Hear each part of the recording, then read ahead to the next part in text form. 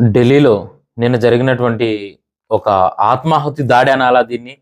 నిజంగా కారు బ్లాస్టా? పథకం ప్రకారం జరిగిందా అనేది నిజంగా తెలియని పరిస్థితి అనమాట.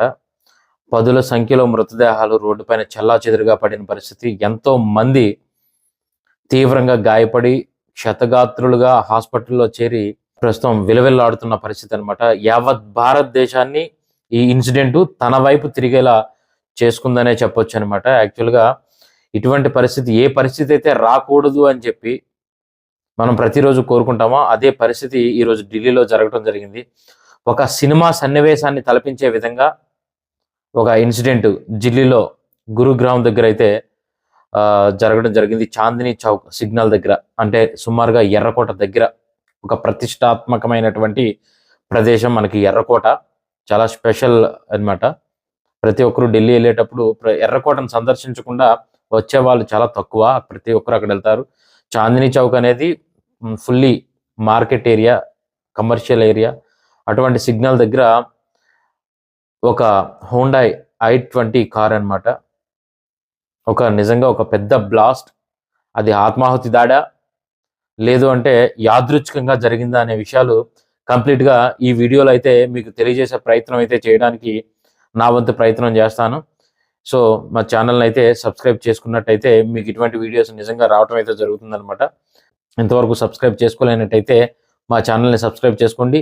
ఇటువంటి వీడియోలు పెట్టంగానే మీ వరకు రావడం కోసం కింద ఉన్నటువంటి బెల్ సింబల్ని ప్రెస్ చేసి పెట్టండి. నేను మీ Satish, welcome to trending Telugu with Satish.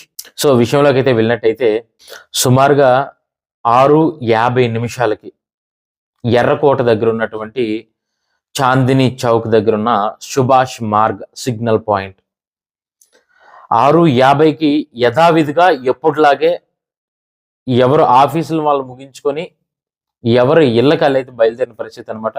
వాళ్ళు ఏమనుకున్నారంటే ఎప్పటిలాగే ఈరోజు కూడా ఇంకొక అరగంట అటు ఇటులో ఇంటికి వెళ్ళిపోతాం, కుటుంబంతో ప్రశాంతంగా గడపొచ్చు అనే అనుకున్నారు. కానీ వాళ్ళకి తెలియదు ఇంకొక 2 నిమిషాల్లో కంప్లీట్గా అక్కడ ఉన్నటువంటి పరిస్థితి కానీ వాతావరణం కానీ కంప్లీట్గా మారబోతుందన్న పరిస్థితి అక్కడికి ఎవరు తెలియలేదు, ఎవరు ఊహించలేనటువంటి పరిస్థితి.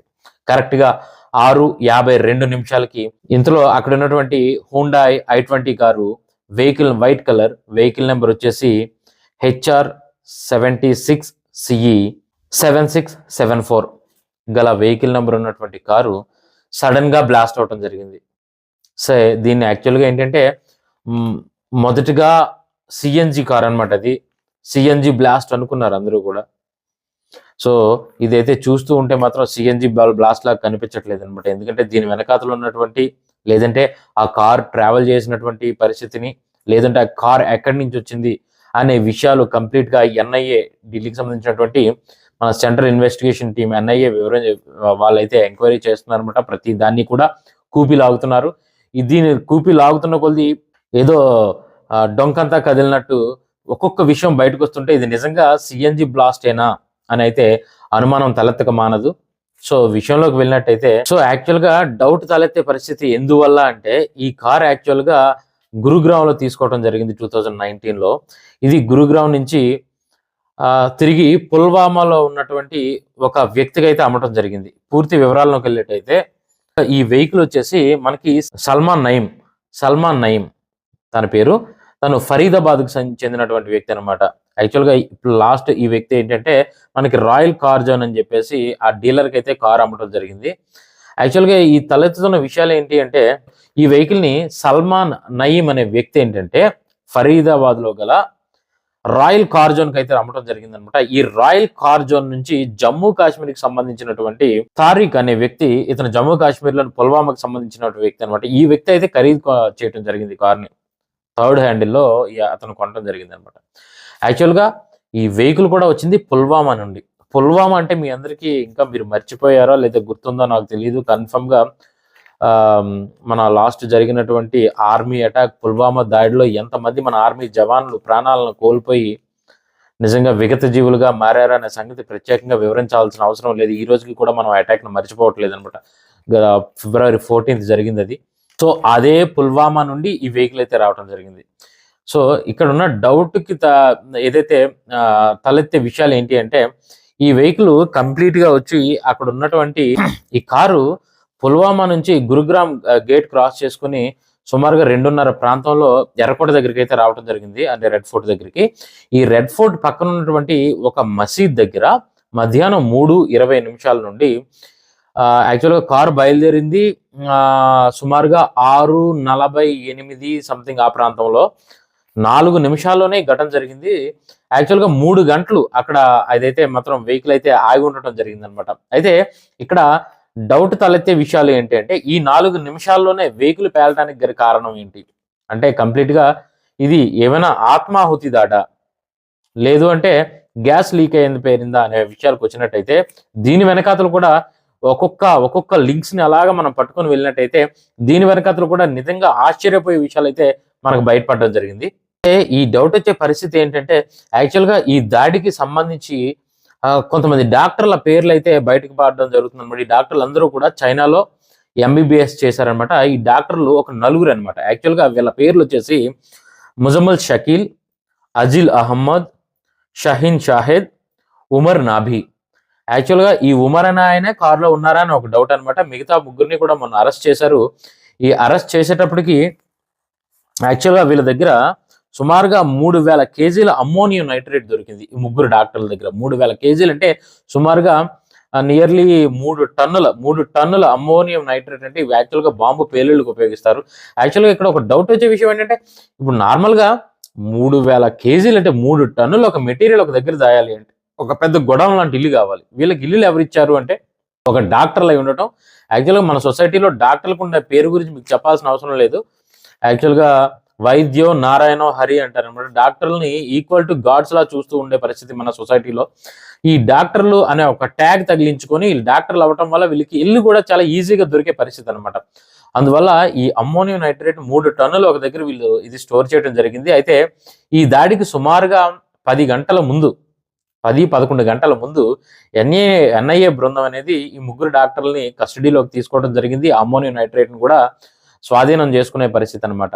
అయితే ఈ ముగ్గురు ఇంకా పేర్లు ఏ ముగ్గురు డాక్టర్లు దొరికారని చెప్పేసి బయటికి రాలేదు ఇంకా. నిజంగా ఎవరైతే ఉమర్ నాబి చివరిగా ఈ కారులో ఉన్న వ్యక్తి, యాక్చువల్గా కారు అనేది ఉన్న పేరు ఏంటంటే డాక్టర్ మహమ్మద్ ఉమర్ చేతికి అయితే వచ్చిందనమాట. ఈ కారులో ఉన్నది ఉమరా లేదంటే ఎవరనేది తెలీదు. యాక్చువల్గా ఇప్పుడు కార్ అనేది సుమారుగా 4 గంటలు ఎర్రకోట దగ్గర ఒక 3 గంటలు ఉంది అని చెప్పేసి అనుకున్నాం కదా, 3:20 నుంచి 6:48 వరకు. ఈ ఏదైతే వెయిటింగ్ పీరియడ్ ఉందో, ఈ వెయిటింగ్ పీరియడ్ అనేది నిజంగా ఆయన ఎవరి కోసమైనా వెయిట్ చేశాడా? నిజంగా అక్కడ తెలుస్తున్న విషయం ఏంటి అంటే, ఈయన ఎవరి కోసం వెయిట్ చేశాడు? ఎప్పుడైతే ఈ డాక్టర్ని ఎన్ఐఏ అదుపులోకి తీసుకుంది అనే విషయం తెలిసిందో, ఇంకా తన ప్లాన్ ని తను అమలు చేయడానికి అక్కడ ఉన్నటువంటి ఆ చౌక్ కి వెళ్ళి ఇది చేశాడా, లేదంటే ఈ ఆత్మాహుతి దాడికి పాల్పడ్డా అనే ఒక విషయం కూడా. యాక్చువల్ ఆత్మాహుతి దాడికి పాల్పడేటప్పుడు బేసిక్ గా జరిగే విషయం ఏంటంటే, ఎక్స్ప్లోజివ్స్ ఏవైతే ఉన్నాయో, నిజంగా ఎక్స్ప్లోజివ్స్ అనేది చాలా ఎక్కువ మోతాదులో కారులో అయితే పెట్టుకోవడం జరుగుతుంది అనమాట. అయితే ఈ కారు బ్లాస్ట్ అయ్యేటప్పుడు నిజంగా ఆత్మాహుతి దాడి కానీ ఎక్స్ప్లోజివ్స్ కానీ ఇవన్నీ ఎక్స్ప్లోడ్ అయ్యేటప్పుడు ఒక రకమైన ఇంపాక్ట్ అక్కడ వస్తుంది. అయితే ఆ ఇంపాక్ట్ ఏంటి అంటే, నిజంగా దీని ఇంపాక్ట్ కూడా తక్కువేమీ లేదు. దీని ఇంపాక్ట్ కూడా సుమారుగా 800 మీటర్ల నుంచి 1 కిలోమీటర్ లోపల ఉన్న బిల్డింగ్స్ అన్ని కూడా నిజంగా అదిరే పరిస్థితి. వాటి విండోస్ కానీ డోర్స్ కానీ ఉన్న అద్దాలు కూడా చల్లా చెదిరయ్యి పడిన పరిస్థితి అనమాట. ఒక వాక్యూమ్ అనేది క్రియేట్ అయ్యింది, ఒక ప్రెజర్ క్రియేట్ అయ్యి మొత్తం ఇది అయింది అనమాట. కానీ యాక్చువల్గా నిజంగా ఆత్మాహుతి దాడి కానీ ఎక్కువ మోతాదులో ఎక్స్ప్లోజివ్స్ ఏదైతే పేలినా, ఇప్పుడు యాక్చువల్గా ఆత్మాహుతి దాడి కానీ ఈ అటాక్స్ మనం ఈ పాకిస్తానీ అటాక్స్ కొన్ని చూస్తుంటాం కదా, వీళ్ళు ఎక్కువగా చేసేది ఏంటంటే, ఏదైనా ఒక ఆత్మాహుతి దాడికి పాల్పడేటప్పుడు ఆ బాంబు లోపలే కొన్ని ఐరన్ ఐటమ్స్ అనమాట, చిన్న చిన్న మేకులు కానీ లేదంటే చిన్న చిన్న ఐరన్ ఇనప ముక్కలు కానీ పెడతారు. ఎందుకంటే ఈ బ్లాస్ట్ అయ్యేటప్పుడు ఇదంతా కూడా ఈ ముక్కలు కూడా చెల్లా చెదిరై చుట్టూ ఉన్న మనుషులకు కానీ వెహికల్స్ కానీ కొట్టి వాళ్ళు కూడా, అంటే ఈక్వల్ టు ఒక బుల్లెట్స్ అనుకోండి, ఒక బుల్లెట్స్ లాగా అవి కూడా వెళ్ళి వాళ్ళకి తగిలి అక్కడ జరిగే ప్రాణ నష్టాన్ని నిజంగా అంచనా వేయలేని పరిస్థితి. ఇక్కడ ఈ ఎక్స్ప్లోజివ్ జరిగేటప్పుడు కూడా ఏం జరుగుతుందంటే, ఏదైతే వెహికల్ ఈ ఆత్మాహుతి దాడులు ఇంతకుముందు మనం పుల్వామా అటాక్ కానీ ఇవన్నీ చూసాం కదా, ఈ కింద కూడా ఏం జరుగుతుందంటే, ఈ రోడ్డు మీద ఎక్కడైతే ఉందో అక్కడ ఒక భారీ గుంత ఏర్పడడం జరుగుతుంది. ఎందుకంటే ప్రెజర్ అనేది కింద కొడుతుంది కదా, ఈ గ్రావిటీ కొద్దీ ఈ ప్రెజర్ కొట్టేటప్పుడు ఏంటంటే అది నిజంగా ఇదే ఏర్పడుతుంది. నిజంగా వెహికల్ అయితే తునాతునకలు అయిపోయి చార్జెస్ దగ్గర నుంచి ఏం మిగలదు. కానీ ఇక్కడ ఏంటంటే రోడ్డు పైన ఎటువంటి గుంత కానీ ఇటువంటి కానీ ఏం పడలేదు. నెక్స్ట్ వచ్చేసి ఇప్పుడు ఎవరైతే కొంతమంది చనిపోయారో ఎవరి బాడీల్లో కూడా ఇటువంటి ఇనుప వస్తువులు కానీ మేకులు కానీ ఇటువంటి ఏం దొరకలేదు. అంటే ఇదేదో అన్ఎక్స్పెక్టెడ్ ప్లాన్ ప్రకారం జరిగిందా లేదంటే ప్లాన్ ప్రకారం జరిగిందా అనే ఒక డౌట్ అయితే తలెత్తుంది. యాక్చువల్గా అక్కడ 3 గంటల వెహికల్ ఏదైతే ఆగి ఉందో ఎవరి కోసమో వెయిట్ చేయడం అయితే జరిగింది. వాళ్ళ ప్లాన్ కూడా వేరేగా ఉండే పరిస్థితి నాకు తెలిసినంత వరకు. ఎప్పుడైతే ఈ ముగ్గురు మిగతా డాక్టర్స్ని కూడా ఎన్ఐఏ వాళ్ళు అదుపులోకి తీసుకున్నారో వెంటనే ఇంకా చేసేది ఏమీ లేక ఇలా చేసుండొచ్చు అనే ఒక డౌట్ని అయితే అక్కడ ఉన్న పోలీసులు కానీ వీళ్ళు కానీ క్రియేట్ చేస్తున్నారనమాట. అండ్ యాక్చువల్గా దీనిపై మోడీ గారు కూడా స్పందించారు గట్టిగానే. యాక్చువల్గా మోడీ గారు వచ్చేసి భూటాన్ పర్యటనలో ఉన్నారు. అక్కడ ఒక మీటింగ్ లో ప్రసంగిస్తూ ఈ విషయం పైన కూడా అంత ఈజీగా దీన్ని వదిలే పరిస్థితి కాదు అని చెప్పేసి అక్కడ ఉన్న మీటింగ్ లో అయితే ప్రసంగించడం జరిగింది. మనకు కూడా తెలుసు ఆయన ఎంత గట్టిగా దీన్ని తీసుకుంటారనేది. ఆల్రెడీ లాస్ట్ పుల్వామా అటాక్ అవ్వచ్చు, లేదా మొన్న జరిగిన అటువంటి పెహల్గామ్ అటాక్ అవ్వచ్చు, ఆపరేషన్ సింధూర్ ద్వారా వాళ్ళ పైన ఎలా మనం అటాక్ చేసామనేది నిజంగా దీనిపైన పాకిస్తాన్ లో ఉన్నటువంటి కొన్ని మీడియా ఛానల్స్ కానీ కొన్ని ఇవి కానీ చాలా తప్పుడు ప్రచారానికి అయితే దిగబడ్డాయి అనమాట. వీళ్ళు ఎక్కడో లాస్ట్ టైం లెబనాన్ వీటిల్లో జరిగిన దాడులు, లేదంటే మన రీసెంట్ గా పాక్ మీద జరిగిన దాడులు ఫొటోస్ ని కొన్ని మార్ఫింగ్ చేసి ఈ విధంగా మేము దాడి చేసాం, లేదంటే ఈ విధంగా జరిగింది ఇండియాలో అని చెప్పి వాళ్ళు అక్కడ సంబరాలు అయితే చేసుకుంటున్నారు. నిజంగా ఇది మీరు లేదంటే పాకిస్తాన్ వాళ్ళు లేదా అజమ్ మున్నీర్ ఎవరైతే ఉన్నారో ఈయన ఎంత దారుణానికి ఒడిగడతాడనే విషయం లాస్ట్ టైం పెహల్గామ్ దాడి ద్వారా మనకు తెలుసు. నిజంగా మీరే చేశారు అనే విషయం కానీ తెలిస్తే ఇండియా తాలూకా రియాక్షన్, మీ యాక్షన్ కి ఇండియా తాలూకా రియాక్షన్ ఎలా ఉంటుంది అనేది నిజంగా మీకు ప్రత్యేకంగా చెప్పాల్సిన అవసరం లేదు. ఈ ఫరీదాబాద్ లో ముగ్గురు డాక్టర్లు అరెస్ట్ అయ్యారని చెప్పేసి అన్నాం కదా, 3 టన్నుల అమ్మోనియం నైట్రేట్ తో. ఇదే టైంలో గుజరాత్ లో హైదరాబాద్ కు సంబంధించినటువంటి ఒక డాక్టర్ కూడా, ఆయన పేరు అమర్ అహముద్దీన్ సయీద్. ఈయన హైదరాబాద్ లో ఉమర్ ఆనంద్ నగర్ లో గవర్నమెంట్ హాస్పిటల్లో అయితే పనిచేస్తున్నాడు అనమాట. యాక్చువల్గా ఈయన మొహం చూస్తే నిజంగా ఎంత అమాయకంగా ఉంటుందంటే, ఈయన కూడా చైనాలో ఎంబీబీఎస్ చేశాడు. ఇది నిజంగా వీటికి సంబంధించినటువంటి తీవ్రవాదానికి సంబంధించినటువంటి ఈ మూలాలు లేదా ఈ బీజాలు అక్కడే పడ్డాయా, లేకపోతే ఇక్కడికి వచ్చిన తర్వాత వీళ్ళు స్లీపర్ సెల్స్ గా మారారా అనేది నిజంగా ఒక ఆశ్చర్యానికి గురి చేసే విషయం. అయితే ఈయన దగ్గర సుమారుగా 2.5 లీటర్ ఎంతో పాయిజన్ అనమాట. ఇది చాలా పవర్ఫుల్ పాయిజన్. ఈయన గుజరాత్లో అయితే దొరకడం జరిగింది ఆ పాయిజన్ బాటిల్స్తో కలిపి. యాక్చువల్గా ఎటువంటి దాడులకు తెగబడుతున్నారంటే ఈ ఉగ్రవాదులు నిజంగా ఇంతకుముందు ఈ పెహల్గామ్ అవ్వచ్చు, లేదంటే ఇప్పుడు జరిగిన ఈ అటాక్స్ కాకుండా ఏముంది, ఇప్పుడు ఈ పాయిజన్ ని వాటర్లో కలిపినట్టయితే దాని ద్వారా ఎంత మంది అసలు నిజంగా మనకు అంచనా వేయటం కూడా కష్టం. సో ఈ డాక్టర్ని కూడా పోలీసులు పట్టుకున్నారు.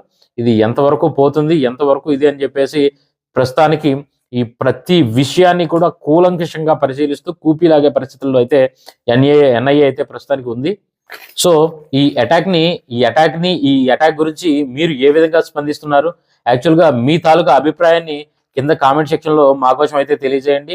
ఈ రోజు ఎవరైతే ఈ అటాక్ లో మరణించిన వాళ్ళు ఎవరైతే ఉన్నారో వాళ్ళందరికీ కూడా మీ తరపున, మన ఛానల్ తరపున నిజంగా డీప్ కండోలెన్స్ అయితే మన ఛానల్ తరపున తెలియజేస్తున్నాం. అయితే ఈ బ్లాస్ట్ గురించి ప్రతి నిమిషం కూడా అప్డేట్ని అందించడానికి మా వంతు ప్రయత్నం చేస్తాం. మరికొన్ని విశేషాలు అప్డేట్ రాగానే మరొక వీడియో దీనిపైన చేయడానికి మా తరపున మేము ప్రయత్నం చేస్తాం. సో ఇటువంటి మరిన్ని వీడియోస్ కోసం మా ఛానల్ని సబ్స్క్రైబ్ చేసుకోండి. అంతవరకు సెలవు, ఉంటాను. This is Satish signing off.